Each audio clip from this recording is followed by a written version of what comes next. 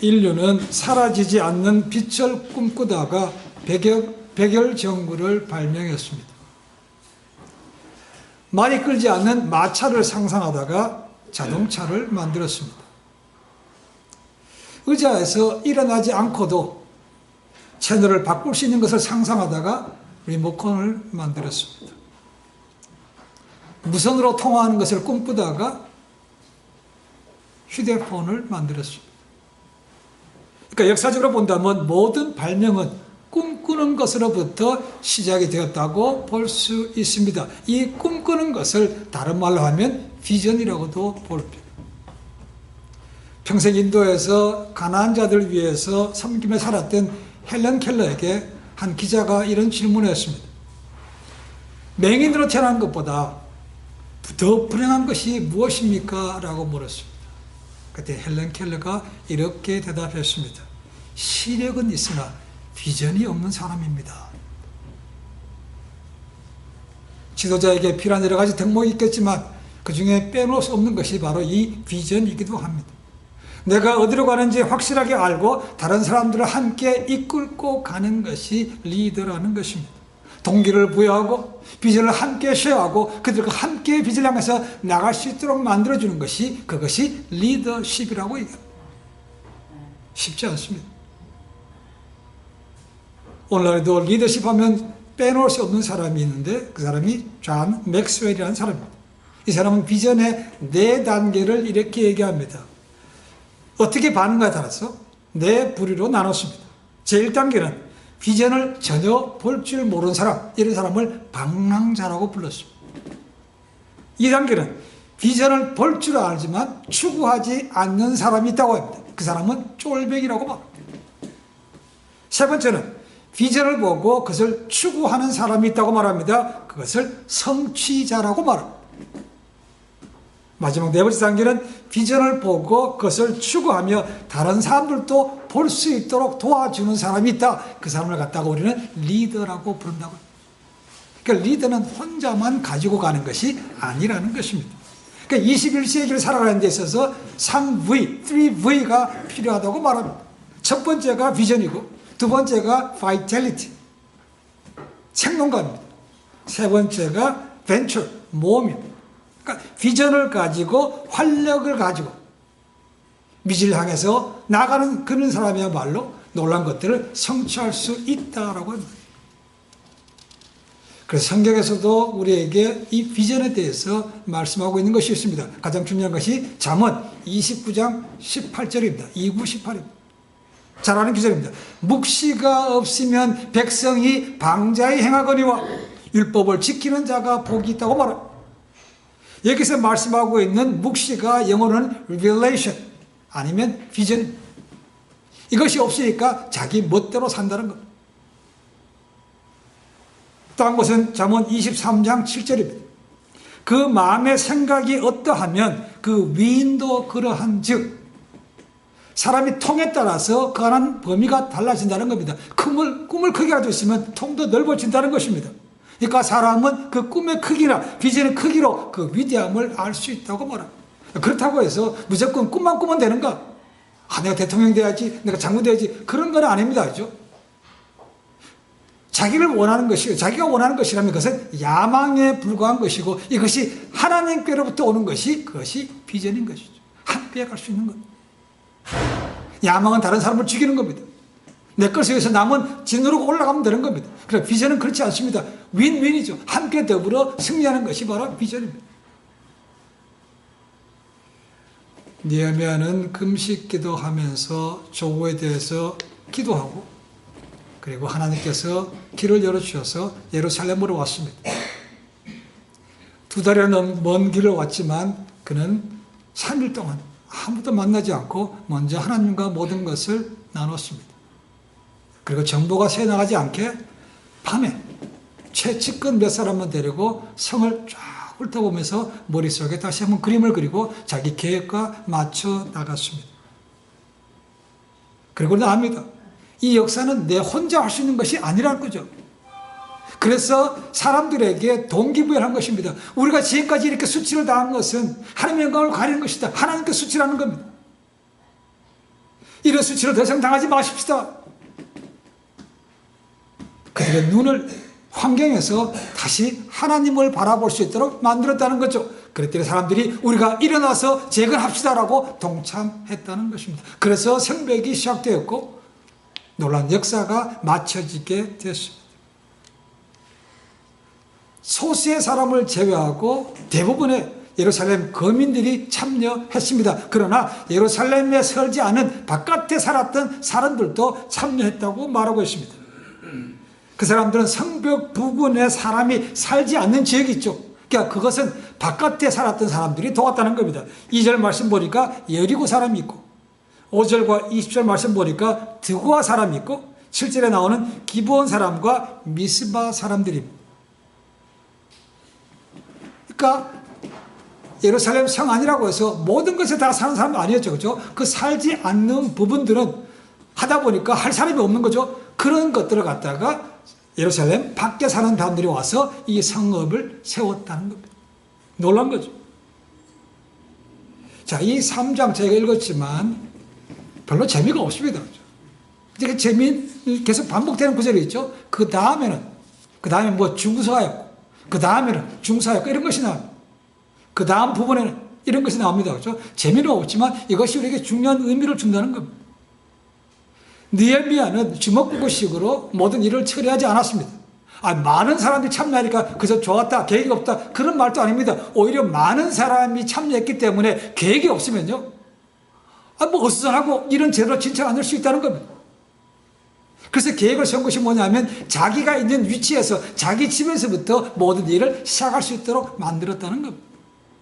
그러니까 빈 부분이 있는 거죠. 그 빈 부분은 바깥에 사람들이 도왔다는 겁니다. 자, 자기 집 부근부터 일을 시작하니까 이게 내 집이야. 내 집 앞이니까 열심히 성읍을 쌓지 않겠습니까? 그죠? 그리고 일하러 가는데 멀리 가야 된다? 멀리 안 가도 돼요. 집 앞이니까 바로 일합니다. 그러니까 시간도 세이브할 수 있습니다. 일단 만약에 성읍을 재건하는 중에 사로운 짐승이라든가 외부 세력이 침략한다. 그럼 이게 내 집을 지키는 거 아닙니까? 그죠? 그러니까 열심히 지켜서 싸워낼 수 있다는 겁니다. 이런 모든 장점을 가지고 있기 때문에 느헤미야는 함께 하되 잘 일을 분담해서 자기 집 배틀부터 일을 하게 만들었다는 겁니다. 하나님의 역사에 남녀가 있겠습니까? 없죠. 여자도 참여했다고 되어 있습니다. 그런 높은 사람이라고 해서 돈을 많이 가진 사람이라고 참여했다 그런 것도 없습니다. 귀천도 없습니다. 모든 사람이 소수의 사람을 제외하고는 다 참여했기 때문에 150년 동안 중단되었던 이 성벽 재건이 단 52일 만에 이루어진 것이죠. 자, 지난주에 말씀을 드렸습니다. 이 성벽 재건은 북쪽에서부터 시작해서 시계 반대 방향으로 북쪽, 서쪽, 남쪽, 동쪽으로 이어지게 됩니다. 1절부터 7절까지는 북쪽 성벽을 재건하는 것이고 8절부터 13절까지는 서쪽 성벽을 재건하는 것이고 14절은 남쪽 성벽을 재건한 것이고 15절부터 32절까지는 동평 성벽을 재건한 것이 기록되어 있습니다. 이것을 기록한 목적이 뭐겠습니까? 하나님의 역사를 이렇게 이루었다. 그리고 누가 참석했는가, 어떤 사람이 참석했는가 그것을 만인에게, 후대에게 알려주는 것이죠. 자, 오늘은 그 가운데 성문을 중심으로 해서 말씀을 나눠봅니다. 한국에서 그러죠. 역세권이라는, 집을 살 때 역세권이라는 말을 하죠. 그죠? 버스 정류장이라든가 아니면 지하철 입구가 있다. 그런 곳은 아무래도 사람들이 많이 왕래하기 때문에 집값이 자연적으로 비싸다는 것이죠. 마찬가지로 이 예루살렘 성벽을 준거하면서 이 문, 10가지 문이 나옵니다만 이 문으로 당연히 사람들이 들어오고 나오기 때문에 당연히 범비할 수밖에 없습니다. 분비죠. 그리고 거기서 상권이 시작되는 거죠. 그래서 그 문을 중심으로 오늘 말씀을 함께 나눠봅니다. 첫 번째는 양문입니다. sheep gate입니다. 1절하고 32절 나옵니다. 이 양문은 베데스다 연못 부근에 있는 문입니다. 이 문을 통해서 성전에 드리는 모든 제물이, 이 가축들이 이 안으로 들어갔다고 말합니다. 성전하고 가깝게 있었기 때문에 제사장들이 이 문을 다시 세우는데 앞장서게 되었습니다. 요한복음 5장 2절을 보면 베데스다 연못이 바로 옆에 있어 레위인들이 1차적으로 양을 갖다가 먼저 여기서 씻고 그 다음에 제사장으로 갔다는 것입니다. 그래서 이 문을 수리하는 이들도 대제사장 엘리야십과 제사장들이 이 문을 건축을 했다고 되어 있습니다. 이 양문은 죄를 위해 죽으신 예수 그리스도 하나님의 어린 양 예수님을 상징한다고 얘기합니다. 느헤미야는 다른 문에서부터 성벽이 재건됐다고 할 수도 있지만 가장 먼저 양문으로 한 것은 첫 번째로 시작한 것은 예수 그리스도 알파와 오메가요 처음이자 마지막에 그 예수님을 분명히 상징하는 것이라고 봅니다. 이 양문을 건축함에 있어서 자물쇠와 빗장이라는 말이 나오지 않습니다. 왜냐하면 이 문은 주님께 나오기를 원하는 죄인들에게 항상 문이 열려 있기 때문에 그렇습니다. 첫 번째가 양문입니다. 두 번째는 어문입니다. 피쉬 게이트입니다. 3절에 나옵니다. 이 양문 서쪽에 있는 문입니다. 양문과 어문 사이에는 한메야 망대와 하나넬 망대가 있다고 기록합니다. 이 두 망대가 정확히 어디 위치인지는 모릅니다. 그렇지만 망대라는 것은 적들이 쳐들어올 때 망을 보는 것이지 말 그대로 이 중요한 곳입니다. 그러니까 요새에 가까이 군인들과 함께 있는 곳에 같이 있다는 것입니다. 상인들은 이 문을 이용해서 지중해나 요단강에서 잡은 물고기를 가지고 성 안으로 들어갔고 그러다 보니까 자연적으로 이 성 어문 쪽에는 생선시장이 형성되었다고 말하고 있습니다. 후에 보겠지만 13장 16절에 의하면 두로 지방 사람들이 잡은 물고기를 팔려고 이 문으로 들어왔다고 기록하고 있습니다. 세 번째는 6절에 말씀 나오는데 옛 문입니다. Old Gate라고 되어 있습니다. 성읍의 북서쪽에 위치한 문으로 7절에 의하면 예루살렘 북서쪽으로 몇 킬로미터 떨어져 있는 기브온 지역의 사람들과 메로노 지역의 사람들이 서쪽 항벽의 한 부분을 건축했다. 그러니까 사람들이 별로 다니지 않는 곳이기 때문에 바깥에 있는 사람들이 와서 이 성문을 중심으로 성벽을 증건했다는 것이죠. 이 옛문에는 전통적으로 나이가 많고 존경받는 어른들과 장로들이 모여서 자기가 깨달은 하나님의 말씀을 함께 다루고 지식을 나누는 그런 곳이었다고 말합니다. 네 번째는 13절에 나온 골짜기 문입니다. 밸리 게이트라고 되어 있습니다. 이 문은 2장 13절과 15절에 의하면 느헤미야가 측근들과 함께 밤에 성문을 돌아볼 때 들어갔던 방문했던 곳이라고 되어 있습니다. 이 문은 이 흰놈의 골짜기로 갈 수 있는 문이기도 합니다. 여기서 일하는 사람들은 이 문을 세웠을 뿐만 아니고 510m 들어야 되는 넓은 지역에 긴 지역에 성벽도 함께 세웠습니다. 이 흰놈의 골짜기를 여러분 잘 기억하셔야 됩니다. 이 흰놈의 골짜기는 우상들에게 아이들이 바쳐졌던 그런 장소입니다. 나중에는 하나님 보시기에 신실했던 왕들이 이 우상 숭배를 멸하기 위해서 우상의 모든 제단들을 허물었던 곳이 바로 이곳이기도 합니다. 따라서 이스라엘 백성들은 이 문을 지날 때마다 우상 숭배에 분노했던 하나님을 기억하고 불순종에 대한 대가와 심판에 대해서 묵상하게 되었다고 말합니다. 이것이 골짜기 문. 다섯 번째는 분문입니다. 덩 게이트입니다. 14절에 나옵니다. 이 성읍은, 이 성문은 성벽 지역에서 제일 남쪽에 위치했던 문입니다. 아까 말씀드렸던 골짜기 문도 흰놈의 골짜기로 갈 수 있고 또한 이 분문도 흰놈의 골짜기로 갈 수 있지만 이 분문이 바로 흰놈의 골짜기로 가는 메인 게이트입니다. 이 분문은 덩 게이트입니다. 덩이 뭔지 아시죠? 그죠? 그런 오물 같은 것을 버리는 곳이었다는 거죠. 이 가다 보면 왕국에서부터 나오는 오물과 쓰레기를 처리하는 장소로 자연적으로 가게 된다는 것이죠. 그래서 이곳에 가면 늘 뭘 태우는 연기가 났고 그런 걸 태우다 보니까 좋지 않은 냄새가 났다는 것이죠. 그래서 이스라엘 사람들은 지옥이 뭔지 모르지만 지옥이 이와 같은 것이구나 라고 했다는 것입니다. 그래서 성경에 지옥이라는 단어가 히브리 말에 보면 게헨나라는 것이 있습니다. 이 게헨나가 바로 이 흰놈의 골짜기를 얘기하는 것입니다. 성경에 보시면 열왕기하 16장 3절 4절에 보시면 이스라엘 왕 가운데 아하스가 자기 아들을 우상의 제물로 죽여 드렸던 곳이기도 합니다. 또 많은 우상 숭배자들이 자기 자식들을 죽여서 몰렉에게 제물로 드렸던 곳도 바로 이 흰놈의 골짜기입니다. 그러다가 나중에 개왕 요시야가 등장하면서 이것을 깨끗하게 정리하게 됩니다. 얘가 말했던 아하스는 아주 하나님 보시기에 악한 왕이었는데 그런 아들 밑에서 히스기야 왕이 나오게 되어 있습니다. 반드시 아버지가 그렇다고 해서 자식도 믿음이 없는 그런 왕은 아니었습니다.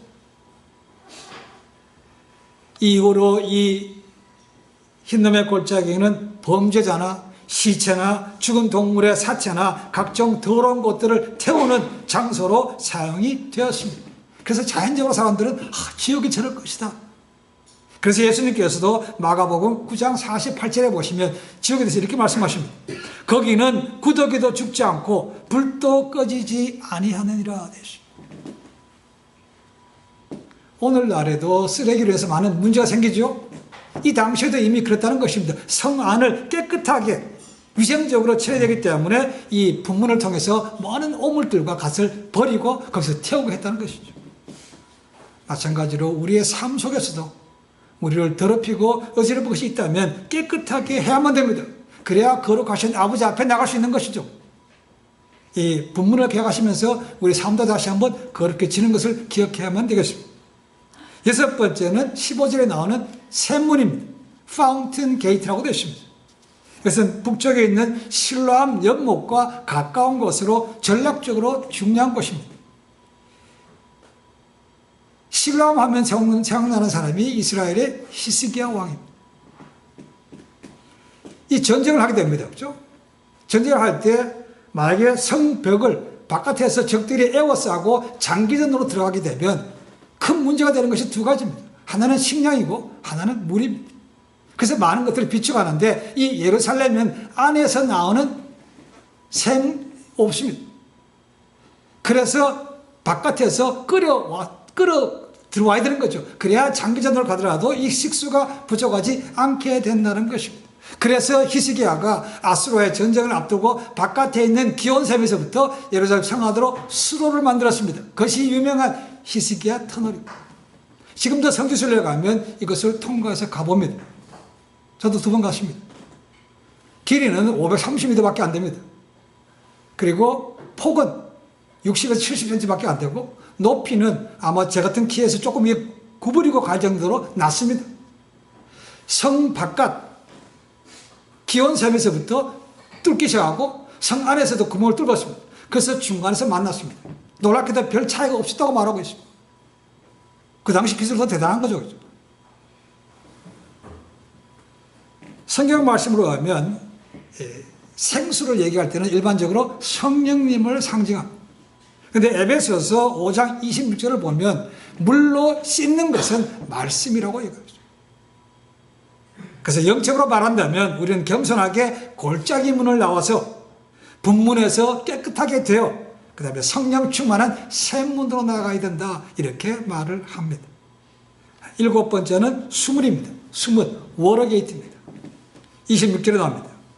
아까 말씀드렸지만 예루살렘은 고대 근동 가운데 드물게 성 안에 이 샘이 없는 그런 도시였습니다. 그러니까 자연적으로 이 물 때문에 골치가 많이 아픈 거죠.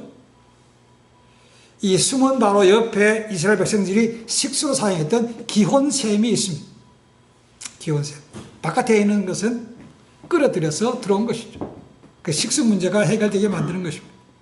그리고 이 수문은 아까 말씀드린 대로 일반적으로 생수를 말할 때는 성령을 얘기합니다. 그래서 그것을 씻는 것은 말씀이라고 그랬습니다. 이제 앞으로 보겠지만 이 모든 게 거칠 다음에 느헤미야가 그걸로 끝이 아닙니다. 그렇죠? 그 다음에는 성벽을 지은 다음에는 영적인 부흥운동을 일으킵니다. 느헤미야 8장 가면 나옵니다. 사람들이 다 수문 앞 광장에 모여서 하나님의 말씀을 같이 나눴다고 기록하고 있습니다. 영적인 곳입니다. 그리고 이 수문에는 다른 문들처럼 다시 세워졌다는 말이 없습니다. 이것을 뭘 의미하는가? 하나님의 말씀이 영원히 굳게 서서 무너지지 않는다라는 것을 의미한다고 얘기합니다. 8번째는 마문입니다. 홀스게이트입니다. 28절에 나옵니다. 말 그대로 말 탄 사람들이 들어오고 나가는 문입니다. 그러니까 꽤 크겠죠. 그렇죠? 말 타고 지나가는 거니까 상당히 크다고 볼 수 있습니다. 이 문을 통하면 두 길이 나옵니다. 하나는 왕궁으로 가는 길이 있고 하나는 제사장들이 하는 거처로 가는 길이 나온다고 말합니다. 그리고 군인들이 주로 이것을 통해서 말을 타고 전쟁터로 밖으로 나아갔다고 말합니다. 역대하 23장 15절 말씀 보면 자기가 왕이 되려고 손자들을 다 죽였던 아주 악한 사악한 아달랴가 이곳에서 죽었다고 말합니다. 아홉 번째는 동문입니다. 이스트 게이트라고 되어 있습니다. 말 그대로 동쪽에 있는 문입니다. 예루살렘 성의 동편에 있는 것이니까 동쪽에서 해가 뜨면 가장 먼저 이 문을 통해서 햇빛이 들어왔다고 말합니다. 에스겔서 44장 2절에 보시면 하나님께서 에스겔 선지자에게 이 문으로 이스라엘의 여호와가 들어오셨기 때문에 아무도 들어오지 못한다고 되어 있습니다. 한번 읽어보겠습니다. 여호와께서 내게 이르시되 이 문은 닫고 다시 열지 못할지니 아무도 그리로 들어오지 못할 것은 이스라엘 하나님 나 여호와가 그리로 들어왔음이라. 그러므로 닫아둘지어다 라고 되어 있습니다. 이것이 동문입니다. 우리가 잘 아는 대로 이스라엘 백성들이 광야 40년을 통과할 때 성막을 졌습니다. 그렇죠? 태브너클을 졌습니다. 성막에 문은 하나밖에 없습니다. 어디에 있습니까? 동쪽밖에 없습니다. 나머지 북쪽, 서쪽, 남쪽은 다 막혀 있습니다. 오직 문은 동쪽밖에 없다는 거죠. 그래서 이 동쪽이라는 것은, 동문이라는 것은 이 이스라엘 사람들에게 굉장히 중요한 의미를 가지고 있습니다. 전승에 의하면 예수님께서 종려 주일에 들어오실 때 이 동문으로 들어오셨다고 말하고 있습니다. 16세기에 터키의 왕인 술라이만은 이 문을 벽돌로 막았다고 말합니다. 지금도 사실 막혀 있습니다. 유대인들과 크리스찬들은 이 문을 예루살렘으로 오시는 메시아와 연결시키는 반면에 이슬람 교도들은 장래 심판과 연결해서 얘기를 한다고 합니다. 이것이 동문입니다. 그리고 마지막 10번째는 한미갑문이라고 되어 있습니다. 영어로는 inspection gate입니다. inspection. 원래 히브리 말에는 군인이라는 말이 함축되어 있다고 합니다. 그러니까 군대에 점호한다거나 군대 장비를 검열하는 그런 것과 관계가 되는 말이라는 거죠. 다른 말로 조사문, 그러니까 inspection gate라는 그런 말이죠. 조사문이라고 말합니다. 이 밑깃, 한밑깃이라고 되어 있죠. 밑깃이라는 단어는 조사 혹은 임명을 뜻합니다.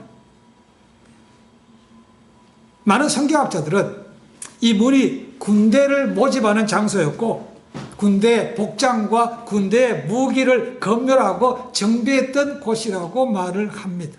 그래서 이 문은 영적 전투로 나가기 위한 재정비하고 하나님의 심판을 준비하는 뜻을 의미한다고 얘기를 합니다.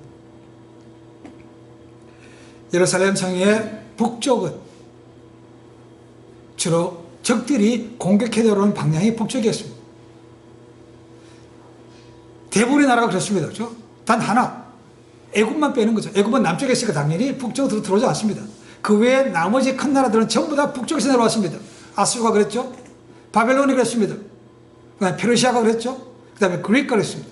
로마가 그랬습니다. 전부 다 대부분 다 적들이 북쪽에서부터 왔다라고 기록하는 것이죠. 그러니까 북쪽에는 대부분 다 전쟁하는 것이니까 군인들이 모여있는 것이 될 수밖에 없죠. 그러니까 군인들이 전쟁을 하다 보니까 그냥 대충 나가는 것이 아니고 항상 장비를 점검했다는 것이죠. 이 문은 가까운 데서. 그래서 이것을 인스펙션 게이트라고 부르는 것입니다. 자, 이것이 제가 문을 통해서 보는 10가지 문을 통해서 봤던 성벽 재건의 모습입니다. 자, 이것을 다 재건한 다음에 학자들은 돌아보니까 이 성읍을 솔로몬이 지었던 옛 예루살렘 성과 비교해 봤다는 것이죠. 근데 정확하게 두 부류로 나눕니다. 한쪽은 이 느헤미야가 재건했던 성벽이 솔로몬 때 비하면 터무니없이 작다라고 하는 사람이 있고 어떤 사람은 오히려 넓다고 얘기하는 사람이 있다는 것이죠. 그러니까 정확하게 제가 이걸 봐서는 지금 오늘날에 와서는 그것을 파악하기가 어렵습니다. 정확하게 작다 크다라고 말할 수 있는 근거가 어렵다는 거죠. 중요한 것은 이걸 통해서 우리에게 무슨 말씀을 주시는가가 하는 것입니다. 앞에 말씀드렸지만 느헤미야는 절대로 자기 혼자서는 이 성벽을 재건할 수 없습니다. 못하죠. 뭐 아닙니다. 그래서 함께 사람들과 했다는 거죠. 가장 큰 원리는 그겁니다. 함께 참여해서 하되 그것을 분배해서 한다는 것입니다. 그래서 그 다음에는 단어가 나오는 것이 그것이죠. 자기 집 앞에서 멀리 갈 필요도 없이 내 거니까 애착을 가지고 할 수 있도록 만들었다는 거죠. 그래서 가장 먼저는 다 참여하는 것이 맞다는 것이죠. 나는 이래서 빠지고 나는 저래서 빠지고 하면 그 일을 누가 하겠습니까? 라는 거죠. 그러니까 자연적으로 그렇게 한다면 함께 하지 못하면 그 기간이 길어질 수밖에 없는 거죠. 하나님 역사는 마찬가지입니다. 지금도 부르시는데 그 일에 대해서 이리저리 요리저리 피하다 보니까 하나님 역사가 점점 더디어지는 거죠. 미뤄지는 것입니다. 교회의 많은 문제 가운데 하나가 몇 사람에게 그 큰 일들이 다 집중되는 겁니다. 이런 많은 사람이 없다 보니까 당연히 그 사람이 부담이 생기는 거죠. 너무 힘듭니다. 그죠? 그 문제가 있고 또 하나는 그렇게 하다 보니까 자연적으로 그 사람에게 집중되다 보면 그 사람의 목소리가 커지게 되는 것입니다. 좌지우지 하려고 한다는 것입니다. 뭔가 다르면 그래 내 없이 되나 봐라 이렇게 하는 것이죠. 그래서 문제가 또 생기는 것입니다. 그래서 모든 것이 많은 것이 한쪽으로 몰리는 것은 좋지 않은 겁니다. 그래서 나누는 것이 필요한 것이죠. 느헤미야는 그것을 아주 정확하게 알고 각 사람에게 필요한 것들을 분담시켰던 그런 역사인 것이죠. 그래서 그런 의미에서 느헤미야가 아주 안목이 있고 또 너더러 하나님께 기도하면서 그 모든 것을 받았다고 얘기했습니다. 오늘 교회도 마찬가지입니다. 함께 나누고 일하는 것이 필요한 것이죠. 고린도전서 15장 58절에 이런 말씀이 있습니다. 바울이 이렇게 얘기합니다. 그러므로 내 사랑하는 형제들아 견고하며 흔들리지 말며 항상 주의 일에 더욱 힘쓰는 자들이 되라. 이는 너희 수고가 주 안에서 헛되지 않은 줄을 내가 알미라. 헛되지 않는다는 것. 지금 우리가 살고 있는 21세기는 모든 것이 더 편해지고 있는 것은 맞습니다. 테크놀로지가 얼마나 발달합니까? 지금 AI가 나와서 얼마나 많은 것들이 변화되고 있는지 모릅니다. 앞으로는 것을 AI가 대세라고까지 말합니다. 그렇지만 거기에 비해서 많은 문제들이, 질병들은 오히려 더 생겼습니다. 그리고 지금도 전쟁과 분쟁들은 끊이지 않고 있습니다. 그리고 우리가 알 대로 천재지변은 과거에 비해서 훨씬 더 강도가 강해지고 빈도도 많아졌습니다. 전에 100년 동안 일어났던 일이 지금 10년 안에 훨씬 더 많이 일어나고 있다고 예측할 수가 없습니다. 예전에 종교적인 갈등도 있고 이념간의 갈등도 꽤 점점 증폭되고 있습니다. 그렇게 하다 보니까 자연적으로 영적인 갈등도 심화되고 있습니다. 기독교를 핍박하는 나라가 점점 많아지고 있습니다. 하나님의 말씀에 불순종하는 것들이 점점 많아지고 있습니다. 심지어는 기독교인들조차도 하나님께 맡겨진 임무에 대해서 이런저런 핑계를 대면서 실천하지 않는 것이 많습니다. 그래서 이런 말을 합니다. 교회 안에 실업자가 제일 많다고. 지난주 말씀드렸지만 95%의 사람, 95%의 일을 5%의 사람이 일한다는 것이죠. 그러니까 교회 안에 실업자가 얼마나 많은 겁니까? 느헤미야가 성벽을 재건할 때도 100% 다 참석한 것은 아니었습니다. 그렇죠? 그렇지만 소수의 귀족 같은 사람들이 참석 안 했지만 나머지 대부분의 사람들은 참석했기 때문에 52일 만에 놀라운 역사가 이루어진 것입니다. 우리 모두가 함께 참여해서 나눌 때 하나님의 역사를 앞당길 수 있습니다.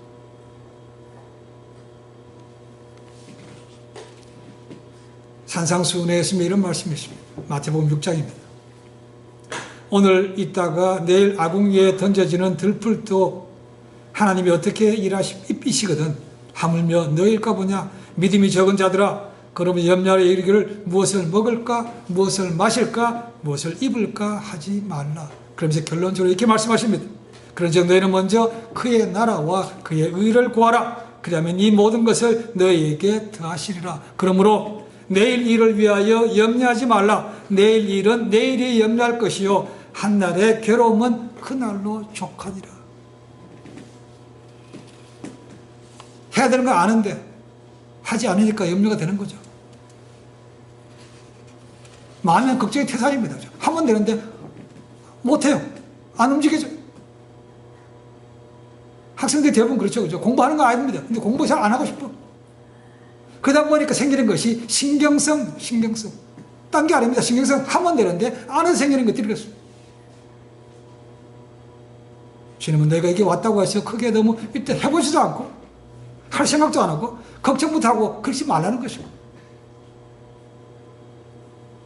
하나님께서 함께 하시고 나눠서 하면 나머지는 하나님께서 역사하십니다.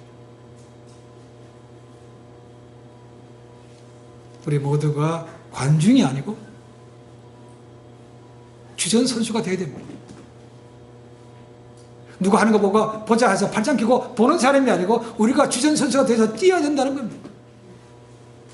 근데 많은 사람들은 그래, 네 어떻게 하나 보자 이렇게 하니까 방관자가 생긴 것이고 함께 참여하지 못하는 것이고, 그러니까 보니까 자연적으로 하나님 역사가 딜레이 될 수밖에 없는 것입니다.